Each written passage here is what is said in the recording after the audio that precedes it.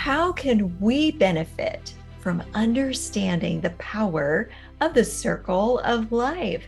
That is the issue that we're going to be addressing today on Flourish-Meant. I'm your host, Tina Yeager. Flourish-Meant is sponsored by Access More. Do you want to go deeper in your faith even while you're on the go? No matter how busy the season you're in, Access More has a library of faith-based podcasts to help you grow spiritually. With podcasts from Christian thought leaders such as Christine Kane, Lisa Harper, Taryn Wells, and Bob Goff. You can hear podcasts on religion, culture, family, entertainment, and so much more. Access More gives you a safe space to find inspiring conversations about faith. Start listening today at accessmore.com. Today I have with me Stacy Shewey, and she is involved with a tremendous mission that involves this very topic of the circle of life. She began her career with Hyatt Hotels and Resorts, but after many years in the hospitality industry, she felt the call to take her experiences and knowledge to those in developing nations, and she began to understand the need in those places for serving the vulnerable, the forgotten in the senior population. It was then with that revelation that Hands for Life was born. She is now the founder and CEO of Hands for Life, and she's here to talk to us today about the need and the message of understanding the power of the circle of life. Welcome, Stacy. I'm so glad that you're on Flourish-Meant today. Thank you. I am too. Tell us a little bit more about your story. You shared a little bit in your bio, but tell us what really led you to make that huge change to go from this very successful career in hospitality to becoming a nonprofit owner and founder and CEO, and going out into developing nations to reach those that no one normally even thinks about. Yeah. So I grew up in an intergenerational home where my grandparents lived with us. So I learned from the get-go the importance of that grandparent-grandchild relationship. And my grandparents were really influential on who I am today. And so I could see like God preparing me for this work that I'm doing today. But I have the gift of hospitality and love to serve others. So I went into that hospitality industry.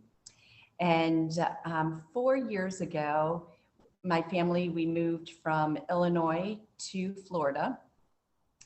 And I sold my hospitality business and wanted a job where I was making a difference every day in people's lives. So my family said, well, why don't you go run an assisted living? It's very much like running a hotel. So I did. I ran an assisted living memory care for about a year and a half. And it just was not where I was supposed to be. And God gave me this vision to go care for seniors in places where there's no one and nothing, where they have nothing and no one caring for them. So I left the corporate America and I started to took 2 months to pray about this, to research it, to investigate this need. And what I found was we're in a global aging crisis, and many people don't know that. But 60% of the aging population live in developing nations right now. And by 2030, that number is going up to 80%. And there's no resources. Their government is not focusing on the senior population. There's not AARP, there's not Social Security. So they're really in dire straits. And so when I went to the mission field and did some research, what I found was that the seniors are abandoned, they're abused, they're neglected, and for many different reasons. Some of the reasons are that just lack of education of the aging process, that they don't know what dementia is, what Alzheimer's is. So if mom is acting a little off and doesn't remember your name, they think that they're possessed by demons, and they do exorcism. And so a lot of it is education that we have to do. Some of it is just fleeing the country. The younger generation is fleeing the country for a better opportunity and can't bring mom and dad with them. So I found the need was great. It started out with just assisted living in developing nations, but God in his tricky ways just kept on growing and growing this vision. And when I thought, like, we need to get to the root of the problem, we need to fix something. I don't want to just build housing. That doesn't solve anything. So how do we solve this crisis? And what was revealed was it's that younger generation. We need to get to the children, and we need to teach the children the circle of life, that your parents took care of you, and there comes a time when you have to care for them. So what we are doing is we're pairing orphan children with orphan seniors, and we're building an intergenerational home for them. And they form a unique new family where the seniors impart their wisdom on the children, and then the children learn to honor and respect their seniors. And I said, it's really the forgotten commandment, that commandment of honoring your mother and father. That's what we have to focus on. And, you know, we don't even do a good job of it here in the United States, of honoring our parents and honoring our elders. So the need is great all around the world, and it doesn't matter where you live, you can serve this population. And it's something, like I said, God, I think, wants us to focus on. And I found when you serve others, that's when you find that true joy in your life. That's what gives you that purpose. And we need to take our eyes off of ourselves, focus on Jesus, and focus on that commandment of loving others. And so we are in Hands for Life. We are in our first project, which is in Nigeria. And what we have is a 5-acre campus that we will build this intergenerational home on. They'll house both of the generations. There'll be caregivers 24/7 for the seniors, but then there'll be missionary parents to love and guide the children. And then we have a career workshop.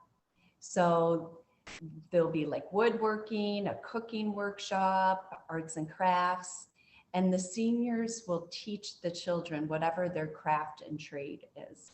And that gives purpose to the seniors, and it really rewrites that narrative of these children. So when they age out, instead of being put on the streets, they are now equipped with job skills, life skills, and also the armor of God. And so they can be launched out successfully. And our vision is that they pair with a business person in their country, and they go start senior living for profit. So we're creating jobs, we're stimulating the economy, and we're empowering them to take care of their own people. Wow, that is such an innovative model. And I know that I have seen a few examples in the United States where they take children's care facilities and elder care facilities and put them next door to one another. But I have not heard of anything like this. Is this a brand new concept?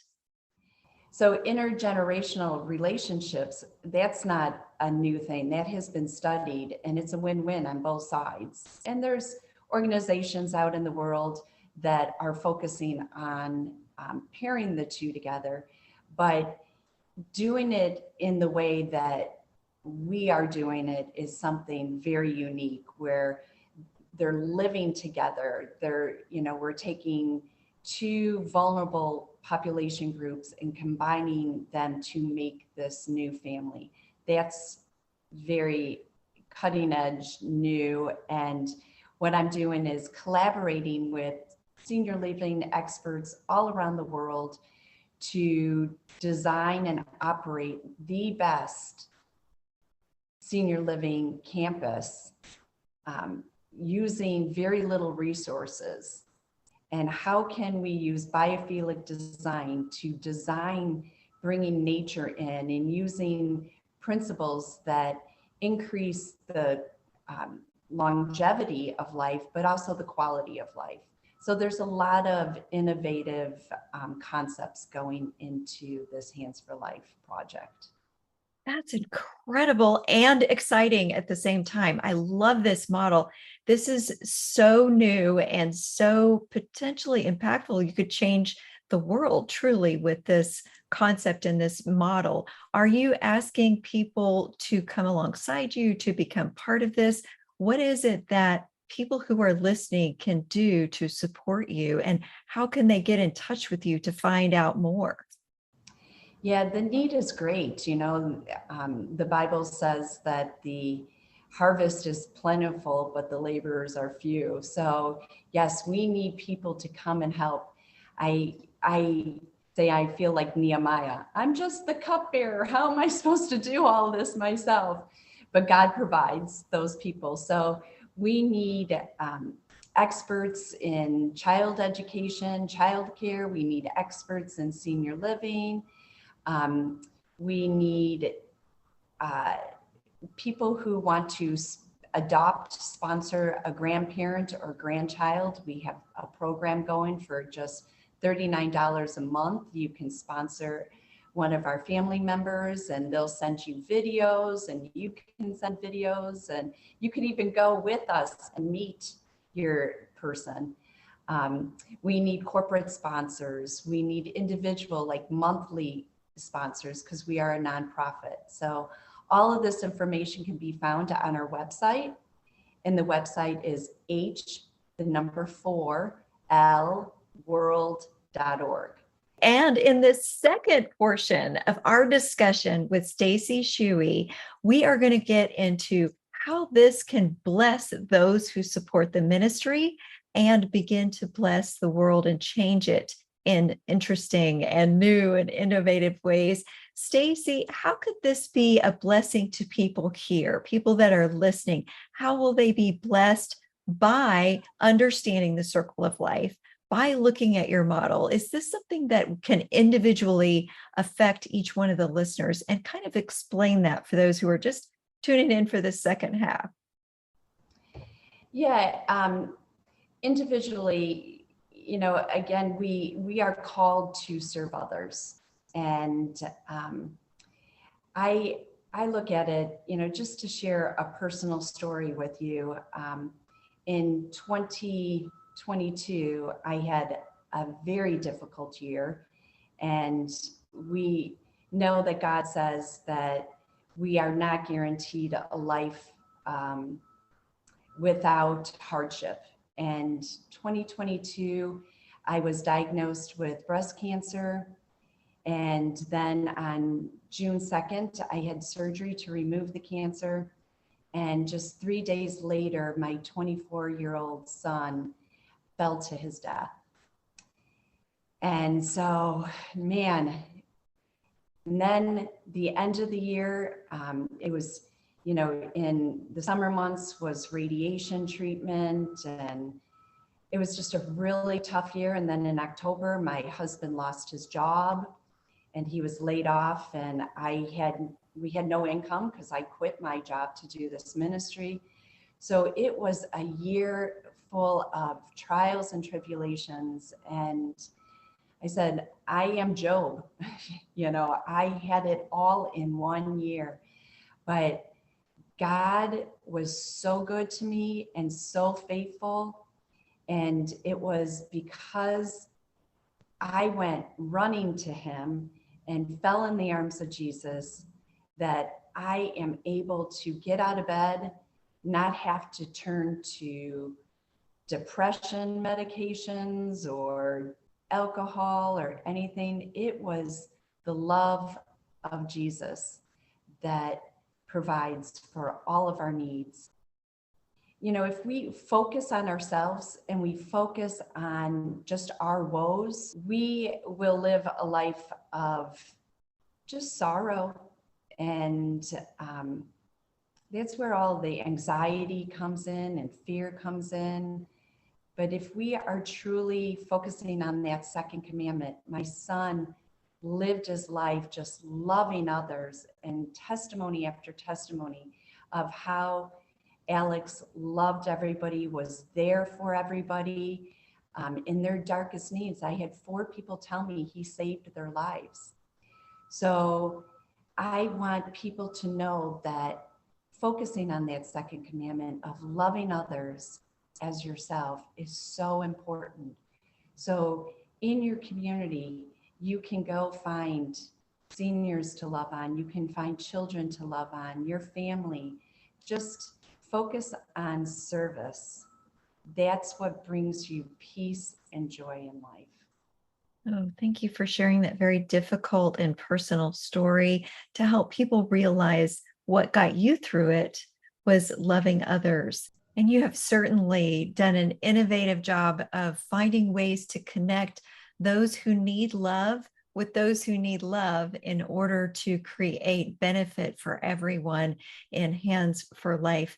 Tell the listeners, where you are at your stage of development right now and what exactly they can do to kind of come on board with your stage of development and be part of this groundbreaking, innovative concept that you have developed.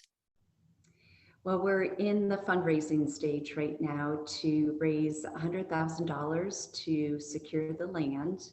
And then we need an additional $2 million to build and operate for 3 years. So definitely corporate sponsorships and individual sponsorships, foundations, all of that is welcome and needed to move forward.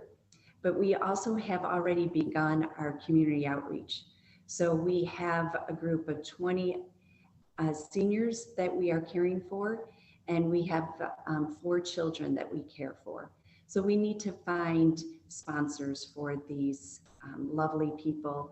We need a sponsor to put the children in school, buy school supplies and clothing for them. We need all kinds of medical devices, walkers, wheelchairs, healthcare for the seniors. So when you sponsor a senior, when you sponsor a grandparent or grandchild, you're helping to give that life-sustaining food and medical care to them. So we need sponsors, and then we need prayer. We need strong prayer warriors to come and pray for Hands for Life, pray for the people in our care, and that we are able to go and do our first mission, which is the Great Commission. And we are looking to spread the gospel from womb to tomb. And so I said, how many times are the seniors neglected and people don't even know that they're there? And it's so important in this last season of their life to witness to them so that they hear the gospel. So there's so many facets to come and join us in this vision and mission. Are you planning mission trips for sponsors to go with you to go see the land and meet the people that they are sponsoring? Yeah, we are. It's so exciting. So anybody can sign up with us. We have several different trips in the works to go. So when you do sponsor a grandparent or grandchild, you can send them videos. They will send you videos and pictures, and you'll hear the stories about the difference that you're making in their life. But if you want to go and give them a hug and pray on them, you have the opportunity to do that. And for the children, you get to go and see these children and meet them and hopefully watch them grow. And if you sponsor them, you can come to their graduation. Like, how fun will that be to be able to interact on that intimate level? So yeah, mission work,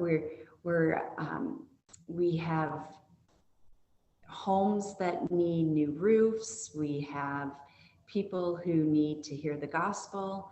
There's all kinds of important work to be done. Tell us a little bit more about what listeners need to understand about your future hopes for Hands for Life, and for people understanding more about the Circle of Life worldwide. Yeah, so Hands for Life is all about lending a hand, not a handout.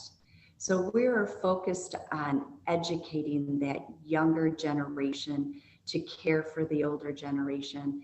And when we go in to a place to do a project, we're only doing one project per country, because it is not about some foreign agency going in and knowing everything, building, an intergenerational home and coming in to save the day. That's not what Hands for Life is about. We're about solution. We're about empowering and equipping the nationals to care for their own. So we have an educational program to train up this younger generation on what does it look like to care correctly for the older generation. So one campus per country, because we vision training this younger generation so they can go, and we'll give them our senior living package. We'll wrap it up with a big bow on how to run an assisted living the best model possible. And our hope is that they go open up a for-profit senior living places around their country, taking care of their own. So you're equipping them to stimulate the economy as well. Correct. So we're creating jobs. Even within our campus, we hire caregivers, 24-hour caregivers, and we assess the children. What is their passion? What are their gifts? And so if they're one who like to get their hands dirty, they're out growing the crops in our campus, growing food. If they're more of a sales-oriented kind of guy, they're taking the abundance of the crops and they're learning how to sell it to the market. If they're healthcare, they're job shadowing our nurse and caregivers. If they're business-minded, they're job shadowing the executive director. So it is the circle of life where the older generation is pouring into the younger generation, teaching them their job skills, teaching the culture, teaching them all the history in their country. And it's a beautiful concept of this circle of life. That sounds so wonderful. I just can't wait to see this grow into fruition. What is one last thing that you want to leave with the audience to make sure that they understand about your message? That this is something very unique. This is first of its kind endeavor that God has entrusted me with this vision and with this mission. And that this is something that is so large and so important, and it's important to God. And this is something that I can't do alone. This is going to take the body of Christ coming together, all of us, to make sure that we are caring for those two vulnerable populations from the womb to tomb, sharing the gospel, teaching the circle of life, and just caring for the orphans and the widows, because there are no orphans in heaven. So we all need to come together to fulfill God's vision and mission. And I said, I'm not the CEO of this project. Jesus is the CEO of it. So we need to be obedient and humble and be the hands and feet. So I welcome people to reach out to me, to get in touch with me through our website, and come join me in this beautiful, beautiful mission and vision. So tell us how we can access your website and do more to support you by getting in touch with you. Our website is H, the number 4, world.org. So h4lworld.org. And we are on Facebook, we're on Instagram. They can find me on my LinkedIn, Stacy Shewey. So lots of different ways to get a hold of us. I imagine you'll probably be posting some of the testimonies of the people that you're impacting in the countries where your ministry is existing right now. Is that correct? Yeah, and Tina, if they go to our website, sign up for our newsletter. We don't like bombard you with emails. It's just once a month. I send out a little beautiful newsletter that gives pictures and stories of the impact that our partners are making, with your donations, with your support. What is it doing in these countries? So the newsletter is a good way to stay up to date. Well, I imagine that those are very heartwarming stories. And I'm sure that you who are listening cannot wait to hear those wonderful stories of people whose lives are already being changed in this brand new one-of-a-kind ministry that is going to change the world. So for all of you listening, make sure that you get in touch with Stacy Shewey at Hands for Life and her website. And of course, I also hope that you come back for the next episode of Flourish-Meant. Flourish-Meant is part of the Spark Media Network and can be found on the Edify app.